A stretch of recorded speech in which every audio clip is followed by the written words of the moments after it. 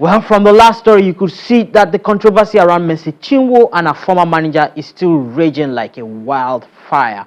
A few months back, I remember asking the manager about the issues between himself and the singer, and he explained it simply as the usual label-artiste disagreement.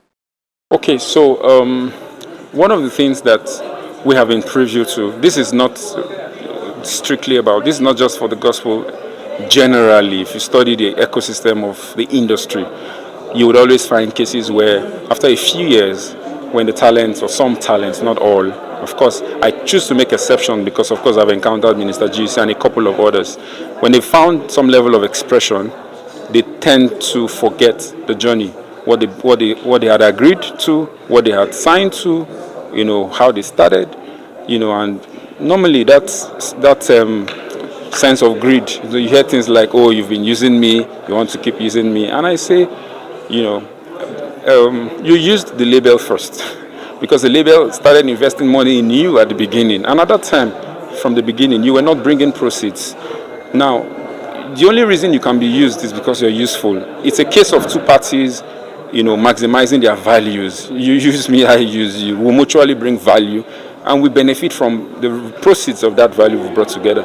But it's been the case. This is not privy to, me or my experience. I can name them. There are a couple of them out there from history. You find issues, label and artist issues or contractual breach. Some would refuse to keep to whatever has been agreed to. Some claim, "Oh, I'm not getting, I want more." Sometimes it's as a result of greed. Sometimes several things just lead to it. And yeah, it happens. But what do? We would not, for the sake of, God had angels in heaven. Some decided to rebel, right in heaven. I usually say, how did pride get into Lucifer? Heaven is referred to as a place that is holy and of no sin. How did pride get into the heart of Lucifer? Let's go further. What did Lucifer convince the angels who rebelled against God, to join him? So you would always find the Lucifers in that ecosystem. You always find the rebels in that system. That's not to say there are not some that are good. Just the same way, you'd also find some labels that are also not fantastic. They do not keep to their own path. One of the things I like to make reference to on us is that when we identify talents, we make a lot of efforts in developing their craft.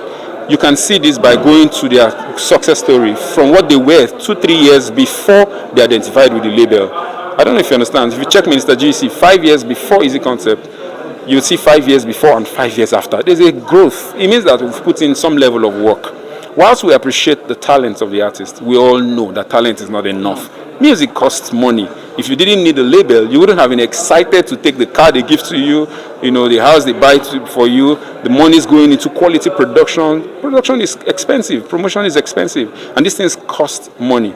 So you can't say, "Oh, someone spends all of these monies and then they shouldn't have expectation," if you know what I mean. So I think that there should be proper, I don't know how that solution would happen, if it will ever happen, between the labels and the artists, for them to sit down and come to a common ground where the labels, play their own parts of the bargain as agreed, same as the artists playing their own parts. That's the only way we can have a successful ecosystem. How do I mean? That ecosystem is structured for interdependence, not independence. The artist will not succeed without some level of financing. The label will also not succeed without an artist. So we both need ourselves, and it's important that we all start receiving sense to do what is right.